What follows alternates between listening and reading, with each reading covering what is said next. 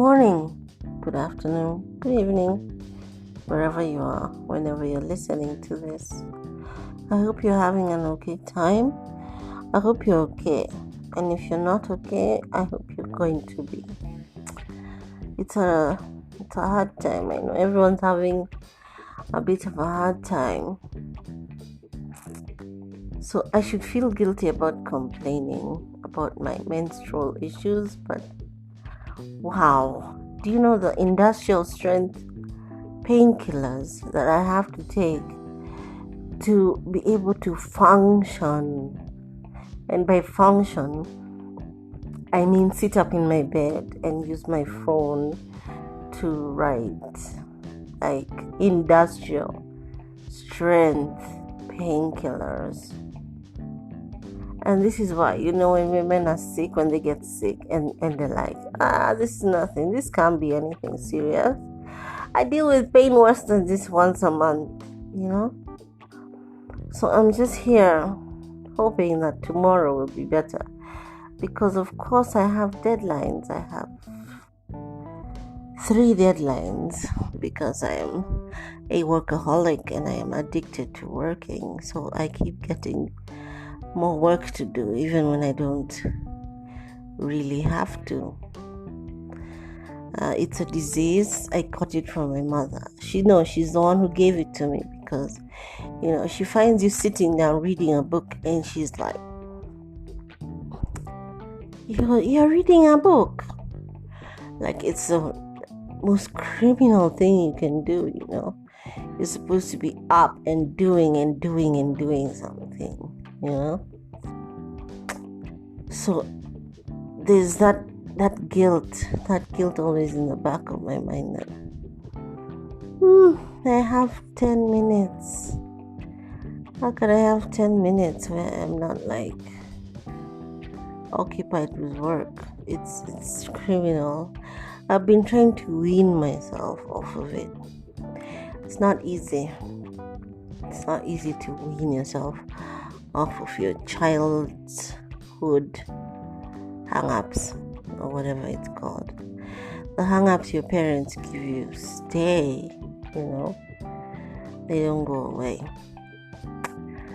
So today we're actually going to talk about writing, right? And we're gonna get a little not safe for work, maybe. Definitely a bit NC-17. So, but let's start with like some dark stuff. Yeah, I've been rereading not Interview with the Vampire, the next book, The Vampire Lestat, and it's such a great book, right? It's I think from a time when Anne Rice was still writing her own books, and her descriptions are so vivid, they're so vivid that you're actually like there, you're transported, you can see the snow and it's crunching under your feet as you walk to kill your horse, which has been attacked by wolves. So I was reading it, and it's been a while since I read The Vampire Lestat, and I remembered why I have such an affinity for him, because there's this part where he's describing something that he calls the malady of mortality, where when twilight reaches, his mood it's a darkness that descends on him, and a feeling that life is meaningless and there's just no meaning, and we will never ever know the meaning of life. And it's horrifying, and it's horror. And the reason why I have an affinity for him is because I too experienced that malady of mortality for years, and I can understand when he says it never really goes away. But I guess as other things come up, the sunset alone is not enough to just plunge you into that dark, cold place, especially when your life is just occupied and busy and you're in survival mode. So he reminded me that I was also in that place of horrifying. It's dark, it's cold, it's just hopeless and meaningless on the inside. But on the outside, your life is just continuing. And maybe people find you a bit abrasive or whatnot, but they just think that that's just you, and they just have no idea. And it was just crazy to me, When I was young, I was just so emotional. Anyway, so I'm really enjoying not just the story, but the words. The way the words are arranged, the way they come up with this imagery that is just so alive. And every time I read anything, there's the layer of me reading the story and maybe enjoying the story, but underneath that there's another layer of me learning the language and learning the technique of saying things of showing and not telling. As writers, we're always told show, not tell. So I'm constantly looking for that in writing, and then it's not easy to find, or maybe my level of expertise is already like here. So most of the work I read is below my level of expertise. So and most of the things that I read these days are fanfic anyway. I don't read many novels. So that could also be it. Anyway, so I've been enjoying rediscovering her words, as well as reacquainting myself with Lestat and Louis and his love for Louis, his love which humiliates him. And that's another thing we have in common. The idea of loving somebody so completely is just a humiliating thing. It's like, oh my God, I need to chill.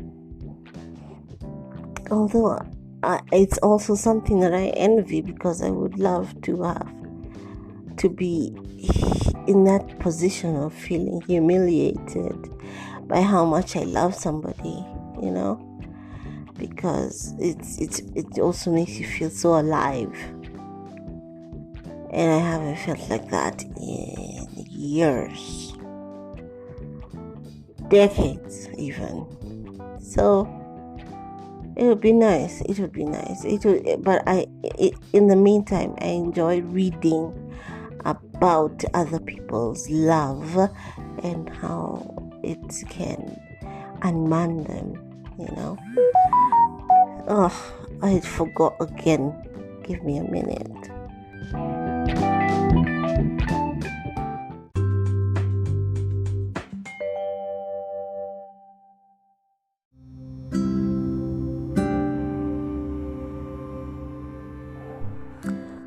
So, as I was saying before I was interrupted, Lestat is like my mascot. I was going to say spirit animal before I remembered that is actually co-opting someone's culture and using it inappropriately, which I am trying to be sensitive about. So I was saying about words and love, and the other two people that I just really love to watch their love are Jared and Jensen, because it's it's acknowledged in a like bromance kind of way, but really, I think I'm not trying to say that it's more than that. My point is, it's more than that. In that you cannot box, you cannot put what they feel for each other evidently in just that little box, right? And it's so obvious, and so like it permeates even their attempts to hide it. And love like that is so rare. It's so rare, and it's so beautiful, and it has spawned all this fanfic because it's so rare and it's so beautiful, So I think they are probably the most real person fanfic written about on archive on our own. I would bet my college fund on that. But some of the fanfic written is just so bad that it just like makes me want to tear my eyes out, because their love is so obvious. People, they co-opt that love, they co-opt those names and put them in their stories and just rely on the fact that the love is so obvious that they don't have to put any effort into the fanfic. And that is just so annoying to me. It's so annoying to me. And apparently now we can't criticize fanfic anymore because it's free. It's written free and nobody's paying me to do it. And so if you don't like it, don't read it. Well, if I started reading it, I didn't know that it was going to be bloody awful, did I? Otherwise I wouldn't have read it. If you put that it's bloody awful in the tag, then I know not to read it. Otherwise, I can't tell that it's going to be bloody awful until I read it. Okay? And then you want comments. So if I put in the comments that your fic was bloody awful, I'm just telling you the bloody truth, right? So it's so like, last week, I belong to this group where they give recommendations for fan fiction, and the premise was attractive. Tattoo artist and a rich kid, those kind of contrasts are always interesting. So the premise was attractive, and then I go to the fic and I read the first paragraph, and in the first meeting, the first interaction, one of them looks at the other and their dick twitches. It's like, oh my god, my dick is a sentient being which reacts when I look at somebody. It reacts. It's like, oh, that's the guy. All right, okay. So here I go. I'm alive now. I'm alive. I'm ready. Let's go. They haven't even said a word to each other, And it's just like, it's not real. I mean, can we try, ladies and gentlemen? If you're going to write, if you're going to be a writer, and if you're going to write, make me believe. You have to make me believe in what you're saying. You cannot rely on lore or just a general whatever to make your fic readable just because it's about this person and this person. Then anyone should be able to read it who is interested in those people. No, you have to go. It's more than that. Writing is about making me believe.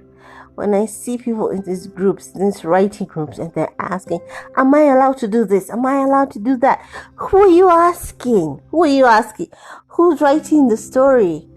Is it us or is it you? You're the one who's supposed to know what you want to say, and you have to make me believe it.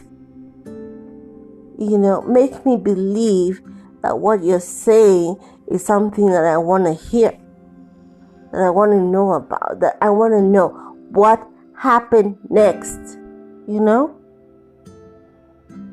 Because if I do not want to know what happened next, it doesn't matter how much permission you get from how many people, I will not continue reading, right? So aside from your friends who don't want to hurt your feelings, ain't nobody gonna read your work. And one thing I know for sure, your family, your friends, they're not your readers. They're not. They will not read. They will not read your work. They might be readers. They might read books in general, but not your books, okay? Not your books. I can tell you categorically that I don't think any of my sisters, or I know my son hasn't read a single book of mine. Like he looks at them on the shelf and he's like, no, I can't read your shit. And I give up on him, So now I'm trying to get him to read Anne Rice. And yesterday he had actually sat down, he had his earphones in his ears, and he was reading. Like he wasn't like even watching anything. He had sat outside with the book and he was reading it. And I was just like, everybody shut up and don't do anything to distract him, because that's honestly, it's like, I don't know what kind of pulling teeth to get him to read. So I just thought, maybe it's a guy thing. Guys don't read. They don't have the concentration or whatever, imagination, I think, to really get into a story. So my point is, when you're writing, right, you have to believe. You have to believe in what you're writing. If you don't believe, nobody will believe. Not a single motherfucking soul will believe in what you're writing. So that's, on that note, we come to the end of my rant. I am perfectly aware that I started telling you a story and didn't finish. I will tomorrow. My whole segment is going to be reading an excerpt. All right? Promise. Cross my heart. Hope to die. All right, then. You have a nice time.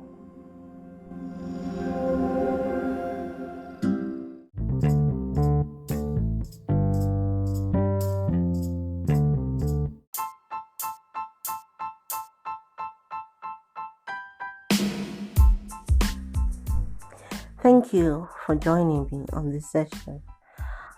If you like what I said or you have any questions, please do message me. Use the message icon and record me a message. Let me know what you think, and let's be keeping things real around here. You can do it anonymously. Right? So you don't have to know who you are, and you can be as real and as honest as you like, or as me. All right then, bye.